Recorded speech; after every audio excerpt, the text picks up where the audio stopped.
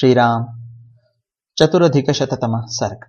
वशिष्ठ जी के साथ आती हुई कौसल्या का मंदाकिनी के तट पर सुमित्रा आदि के समक्ष दुखपूर्ण उद्गार।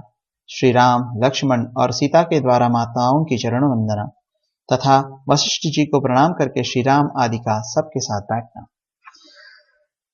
महर्षि वशिष्ठ जी महाराज दशरथ की रानियों को आगे करके श्री रामचंद्र जी को देखने की अभिलाषा लिए उस स्थान की ओर चले जहां उनका आश्रम था।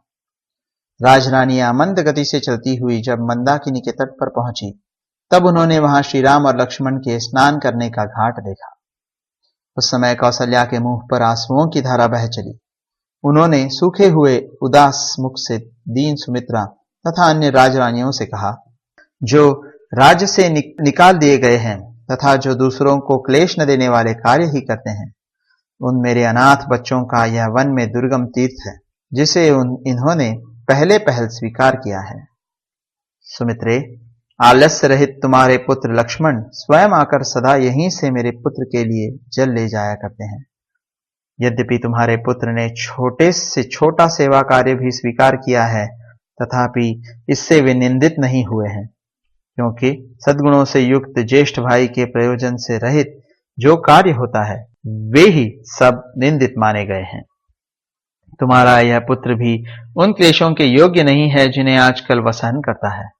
अब श्री राम लौट चलें और निम्न श्रेणी के पुरुषों के योग्य जो दुखजनक कार्य उसके सामने प्रस्तुत हैं उसे वह छोड़ दे।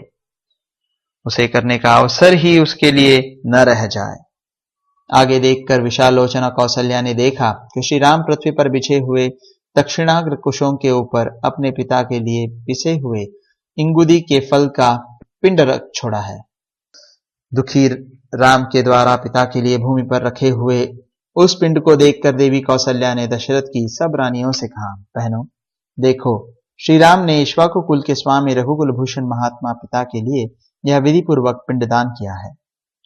देवता के समान तेजस्वी वे महामना भूपाल नाना प्रकार के उत्तम भोग भोग चुके हैं। उनके लिए यह भोजन मैं उचित नहीं मानती। जो चारों समुद्रों तक की पृथ्वी का राज भोग कर भूतल पर देवराज इंद्र के समान प्रतापी थे, वे भूपाल महाराज दशरथ पिसे हुए इंगुदी फल का पिंड कैसे खा रहे होंगे। संसार में इससे बढ़कर महान दुख मुझे और कोई नहीं प्रतीत होता, जिसके अधीन होकर श्री राम समृद्धिशाली होते हुए भी अपने पिता को इंगुदी के पिसे हुए फल का पिंड दें। श्री राम ने अपने पिता को इंगुदी का पिण्याक मतलब पिसा हुआ फल प्रदान किया है। यह देखकर दुख से मेरे हृदय के सहस्रों टुकड़े क्यों नहीं हो जाते हैं। यह लौकिकी श्रुति मतलब लोक विख्यात कहावत निश्चय ही मुझे सत्य प्रतीत होती है कि मनुष्य स्वयं जो अन्न खाता है उसके देवता भी उसी अन्न को ग्रहण करते हैं। इस प्रकार शोक से आर्त हुई कौसल्या को उस समय उसकी सौतें समझा बुझाकर उन्हें आगे ले गईं। आश्रम पर पहुंचकर जब सब ने श्री राम को देखा, जो स्वर्ग से गिरे हुए देवता के समान जान पड़ते थे, भोगों का परित्याग करके तपस्वी जीवन व्यतीत करने वाले श्री राम को देखकर उनकी माताएं शोक से कातर हो गईं और आर्त भाव से फूट फूट कर रोती हुई आंसू बहाने लगी। सत्य प्रतिज्ञ नरश्रेष्ठ श्री राम माताओं को देख ही उठकर खड़े हो गए और बारी बारी से उन सब के चरणार विंद का स्पर्श किया। विशाल नेत्रों वाली माताएं स्नेहवश जिनकी अंगुलियां कोमल और स्पर्श सुखद था, उन सुंदर हाथों से श्री राम की पीठ से धूल पोंछने लगी।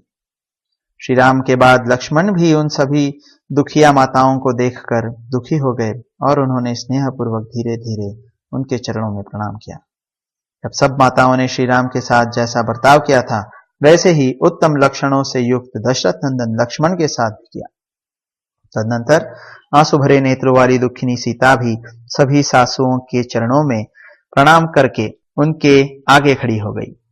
तब दुख से पीड़ित हुई कौसल्या ने जैसे माता अपनी बेटी को हृदय से लगाती है, उसी प्रकार वनवास के कारण दीन दुर्बल हुई सीता को छाती से चिपका लिया और इस प्रकार कहा, विदेहराज जनक की पुत्री, राजा दशरथ की पुत्र वधु तथा श्री राम की पत्नी इस निर्जन वन में क्यों दुख भोग रही है। बेटी, तुम्हारा मुख धूप से तपे हुए कमल, कुचले हुए उत्पल, धूल से ध्वस्त हुए स्वर्ण और बादलों से ढके हुए चंद्रमा की भांति श्रीहीन हो रहा है। विदेहनंदिनी, जैसे आग अपने उत्पत्ति स्थान काष्ठ को दग्ध कर देती है, उसी प्रकार तुम्हारे इस मुख को देखकर मेरे मन में संकट रूपी अग्नि से उत्पन्न हुआ यह शोक नल मुझे जलाए देता है। शोकाकुल हुई माता जब इस प्रकार विलाप कर रही थी, उसी समय भरत के बड़े भाई श्री राम ने वशिष्ठ जी के चरणों में पड़कर उन्हें दोनों हाथों से पकड़ लिया। जैसे देवराज इंद्र बृहस्पति के चरणों का स्पर्श करते हैं, उसी प्रकार अग्नि के समान बढ़े हुए तेज वाले पुरोहित वशिष्ठ जी के दोनों पैर पकड़कर श्री रामचंद्र जी उनके साथ ही पृथ्वी पर बैठ गए। तदनंतर धर्मात्मा भरत एक साथ आए हुए अपने सभी मंत्रियों, प्रधान पुरवासियों, सैनिकों तथा परम धर्मज्ञ पुरुषों के साथ अपने बड़े भाई के पास उनके पीछे जा बैठे। उस समय श्री राम के आसन के समीप बैठे हुए अत्यंत पराक्रमी भरत ने दिव्य दीप्ति से प्रकाशित होने वाले श्री रघुनाथ जी को तपस्वी के वेश में देखकर उनके प्रति उसी प्रकार हाथ जोड़ लिए जैसे देवराज इंद्र प्रजापति ब्रह्मा के समक्ष विनीत भाव से हाथ जोड़ते हैं।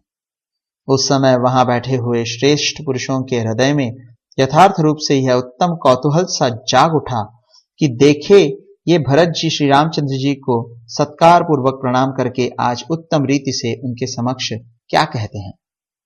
वे सत्य प्रतिज्ञ श्री राम, महानुभाव लक्ष्मण तथा धर्मात्मा भरत, ये तीनों भाई अपने सुहृदों से घिरकर यज्ञशाला में सदस्यों द्वारा घिरे हुए त्रिविध अग्नियों के समान शोभा पा रहे थे। इस प्रकार श्री वाल्मीकि निर्मित आर्ष रामायण आदि काव्य के अयोध्या कांड में 104वां सर्ग पूरा हुआ।